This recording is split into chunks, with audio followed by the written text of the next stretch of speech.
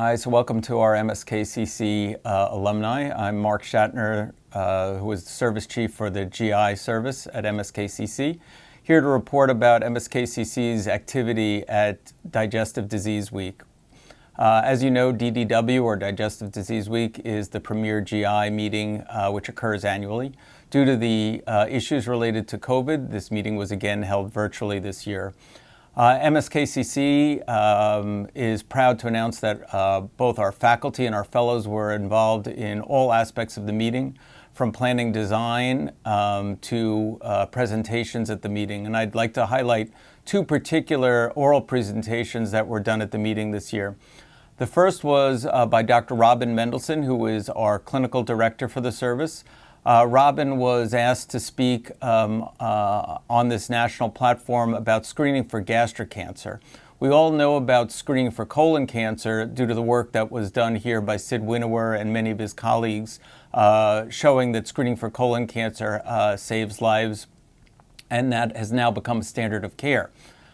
Screening for gastric cancer is not nearly as well established, and Robin Mendelsohn outlined the strategies that can be used to adapt screening for gastric cancer in many high-risk populations, particularly those with various syndromes, such as Lynch syndrome, and she has published extensively on this.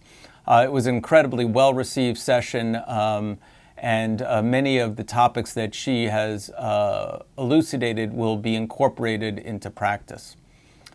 The other highlight was work that was done by Makoto Nishimura. Dr. Nishimura joined the faculty in 2017 as a mid-career clinical investigator from Japan, where he had expertise in endoscopic submucosal dissection. Upon coming to MSKCC, he has developed an extensive luminal resection program, and working with our advanced endoscopy fellow, Dr. Galen Leung, this year, they put together a very interesting study which was given an oral presentation at this year's DDW. They evaluated patients who were treated with definitive chemoradiation for rectal cancer, and the rectal cancer was cured, but what was left was residual rectal adenoma. The adenoma, being radioresistant, is often left behind, and these patients sometimes required salvage surgery, which often could require a diverting stoma. In order to avoid the need for surgery in these patients, Dr. Nishimura undertook endoscopic submucosal dissection to get rid of all of the residual neoplasia and to make sure there was no residual adenocarcinoma. This was really a technical tour de force in being able to do endoscopic submucosal dissection in a patient who had prior radiation, chemotherapy, and a prior invasive carcinoma.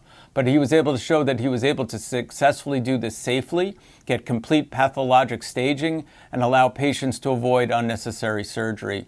So this was really a landmark highlight for DDW, and really put the luminal resection program at MSKCC on the map.